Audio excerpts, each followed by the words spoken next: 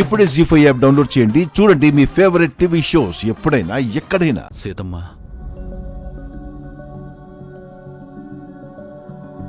నీ పరిస్థితి చూస్తుంటే గుండె తరుక్కుపోతుందమ్మా. నీకిలాంటి పరిస్థితి వస్తుందని నాకు ముందే తెలిసినా ఏమీ చేయలేకపోయాను. నీకు జరిగిన అన్యాయానికి ఒక రకంగా నేను కూడా కారణమే. మహాలక్ష్మి మీద కోపంతో ప్లాన్ చేసి నిన్ను ఈ ఇంటికి కోడలుగా రప్పించాను. నువ్వు ఈ ఇంటికి వచ్చాక అర్థమైంది నేను ఎంత పెద్ద తప్పు చేశానో. కానీ అప్పటికే ఆలస్యం అయిపోయిందమ్మా. సరిదిద్దుకోలేని తప్పు చేశానని తెలిసిపోయింది. నువ్వు రామ్తో మహాలక్ష్మి గురించి చెప్పిందంతా నిజం. వాళ్ళు ప్లాన్ చేసి నీతో మంచిగా నటించి నీ గొంతు కోశారు. అందరి ముందు నిన్ను పిచ్చిదాన్ని చేశారు. వాళ్ళ ప్లాన్స్ అన్నీ నువ్వు వినేలా చేశారు. నువ్విదంతా రామ్తో చెబుతావని వాళ్ళకి తెలుసు. అందుకే రామ్ రాగానే మాట మార్చారు. నీపై సానుభూతి చూపించారు. నిన్ను రెచ్చగొట్టి మహాలక్ష్మిపై దాడి చేసేలా చేశారు. రామ్కు నీపై కోపం తెప్పించి రామ్తోనే నిన్ను కొట్టించారు.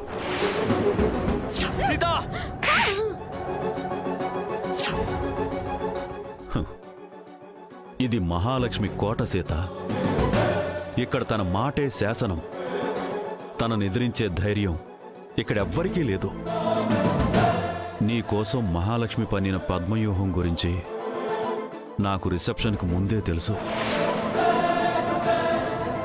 మామూలుగా అయితే చెప్పలేనని తాగి ధైర్యం తెచ్చుకుని ముందు మీ అమ్మా నాన్నలతో చెప్పాలని ప్రయత్నించాను. వాళ్ళు వినలేదు. రాంభార్య సీత, నేనన్నది సీతే. తర్వాత నీతో చెప్పడానికి ప్రయత్నించాను. నువ్వు పట్టించుకోలేదు. తాగున్నాను కదా, నా మాట ఎవరూ నమ్మలేదు. Plan A, plan B, plan C అని అలా 3 ప్లాన్లు వేసింది. ప్రయత్నాలన్నీ వ్యర్థమైపోయాయి. నిన్ను ఈరోజు జనం ముందు రామ్ దృష్టిలో పిచ్చిదాన్ని చేశారు. రామ్కు నీపై ద్వేషం పుట్టించారు. ఈ ఊబిలో నుంచి నువ్వు ఎలా బయటపడగలవో నాకు అర్థం కావట్లేదు. మహాలక్ష్మి వలన నా కూతురు చనిపోయింది. ఆ బెంగతో నా భార్య చనిపోయింది. ఒంటరి వాణ్ణి అయిపోయాను. మహాలక్ష్మి పెద్ద రాక్షసి, మనుషుల్ని మింగేసే భూతం. నేను నిన్ను ఆ దెయ్యం నుంచి కాపాడలేనేమో గాని నా వల్ల ఆయన సాయం చేయడానికి ఈ బాబాయ్ ఎప్పుడూ సిద్ధంగా ఉంటాడు సీత. నా కూతురు ఎలాగో పోయింది. ఇప్పుడు నువ్వే నా కూతురువి. ధైర్యంగా ఉండమ్మా.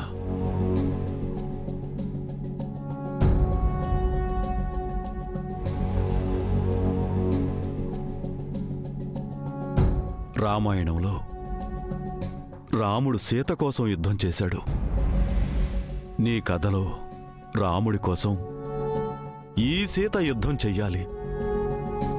నీ యుద్ధం మహాలక్ష్మితో. ఈ యుద్ధం ఆపొద్దు తల్లి.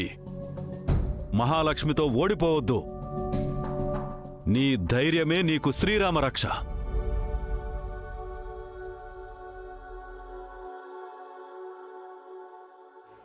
సీత, సీత, పిన్ని, సీతను చూసారా? లేదు రామ్. ఏ? సీత కనబడట్లేదు పిన్ని. కనిపించకపోవడం ఏంటి రామ్? తను ఇంట్లోనే ఉందిగా. లేదు డాడ్. ఇల్లంతా వెతికావా రామ్? అన్ని చోట్ల వెతికాను పిన్ని, తనెక్కడా లేదు. ఎక్కడికి వెళ్ళి ఉంటుంది? తను ఎక్కడికి వెళ్ళినా మనతో చెప్పి వెళ్ళదు కదా బాబాయ్. అవును, చెప్పకుండా వెళ్ళిపోయి మనల్ని టెన్షన్ పెట్టడమే తన పనైపోయింది. సీత మిమ్మల్ని టెన్షన్ పెడుతుందా? మీరు సీతను టెన్షన్ పెడుతున్నారా? ఏం మాట్లాడుతున్నావు రేవతి? సీతని మేం టెన్షన్ పెట్టడం ఏంటి? రిసెప్షన్లో మీరు సీతని రకరకాలుగా ఇబ్బంది పెట్టారు కదా అని అంటున్నాను. ఫంక్షన్లో అందరినీ ఇబ్బంది పెట్టింది, అల్లరి చేసింది తనే, మేం కాదు.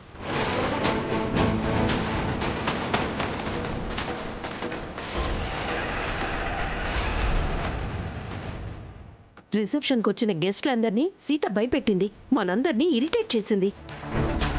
అలా ఎందుకు చేసిందో మీకు తెలియదా వదినా? చూస్తుంటే సీతతో మేమే అలా చేయించినట్టు చెప్తున్నావేంటి? నిజాన్ని కూడా అబద్ధంలా ఎంత బాగా చెబుతున్నావు బావా. ఎవరు చేయించారో పాపం, సీత బలైపోయింది. ఏమంటున్నారు అత్తయ్య? సీత బలపడం ఏంటి? మీరందరూ కలిసి సీతని కొట్టి తిట్టి బాధ పెట్టారు కదా రామ్. ఆ బాధతో సీత ఎటైనా వెళ్ళిపోయిందేమో. ఇందాక నేను సీతతో మాట్లాడాను కదా, ఈ రేవతి చెప్పినట్టు సీత నిజంగా ఇంట్లోంచి వెళ్ళిపోయిందా?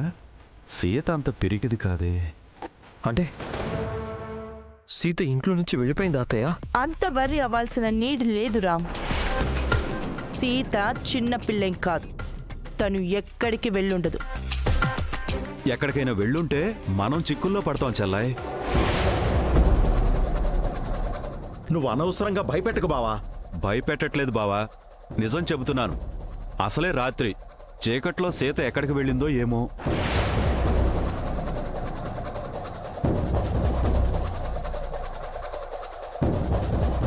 సీతకి జరగరాంది ఏదైనా జరిగితే మనందరం బాధ్యులం అవుతాం.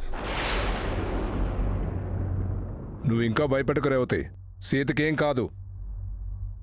ఏం కాదు అని ఎలా చెబుతావు బావా? రోజులు అసలే బాగాలేవు. తనని బయటికి వెళ్ళమని మేము చెప్పామా మావయ్య? తనే ఇంట్లో నుంచి వెళ్ళిపోతే మేమేం చేస్తాం? తను వెళ్ళిపోవడానికి కారణం అయితే మనమే కదా.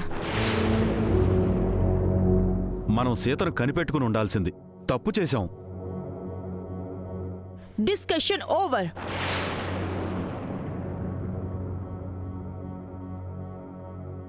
మాటలు ఆపి సీత ఎక్కడుందో ఇంట్లో బయట వెతకండి.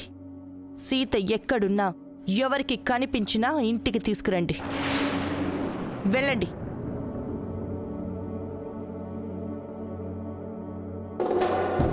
వసే సీత, ఎక్కడికి వెళ్ళి చచ్చావే?